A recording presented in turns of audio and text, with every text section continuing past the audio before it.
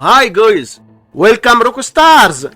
In this visual moment, we will discuss adding and subtracting fractions explained easy. Let's begin this epic clip. We have these two fractions, 8 over 5 and 2 over 4. And we want to add them, multiply the first top times the second bottom. So we have 8 times 4, which is equal to 32. Multiply the first bottom times the second top. So we have 5 times 2, which is equal to 10. Now just add those two numbers. So we have 32 plus 10, which is equal to 42. Multiply the two denominators. So we have 5 times 4, which is equal to 20. And that is all.